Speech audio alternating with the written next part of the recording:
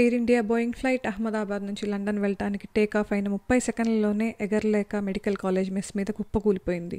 కనీసం 290 మంది ఫ్లైట్లో ఉన్న వాళ్ళు మెడికల్ కాలేజ్ స్టూడెంట్స్తో కలుపుకొని పోయారు. దీనికి కారణాలు వింగ్స్కి ఉండే ఫ్లాప్స్ సరిగా పనిచేయకపోవడం వల్ల అయిండొచ్చు. ప్లేన్ ఎగరాలన్నా ల్యాండ్ అవ్వాలన్నా ఫ్లాప్స్ సరిగా పనిచేయాలి. వెయిట్ రూల్స్ సరిగా పాటించకపోవడం అయిండొచ్చు.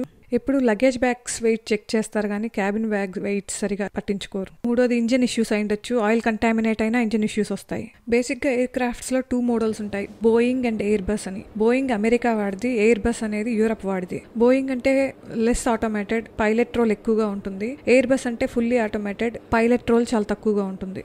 సో తప్పులు జరగడానికి అవకాశం చాలా తక్కువ. 2010 నుంచి బోయింగ్ ఫ్లైట్స్లో ఇష్యూస్ వస్తూనే ఉన్నాయి. 2018-19 టైంలో 2 ఫ్యాటల్ యాక్సిడెంట్స్ జరిగి చాలా మంది పోయారు.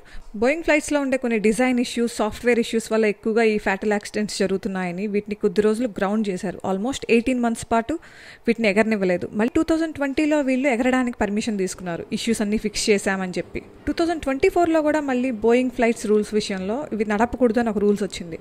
కానీ December 2024లో మళ్ళీ పర్మిషన్ ఇచ్చారు.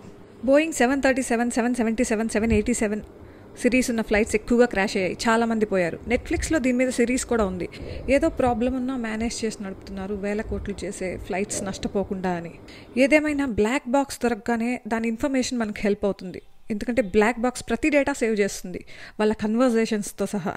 ఈ క్రాష్కి సంబంధించి ఇంకో విషయం వైరల్ అయింది. భగవద్గీత ఒక పేజ్ కూడా కాలిపోకుండా ఈ ఫ్లైట్లో దొరికింది. నెక్స్ట్ ఫ్లైట్ బుక్ చేసుకునేటప్పుడు బోయింగ్ ఫ్లైట్ కాకుండా ఎయిర్ బస్ మోడల్ ప్రిఫర్ చేయండి. ఈ ఫ్లైట్ ఇన్ఫర్మేషన్ మీకు ఏరోప్లేన్ వెబ్సైట్లో ఉంటుంది.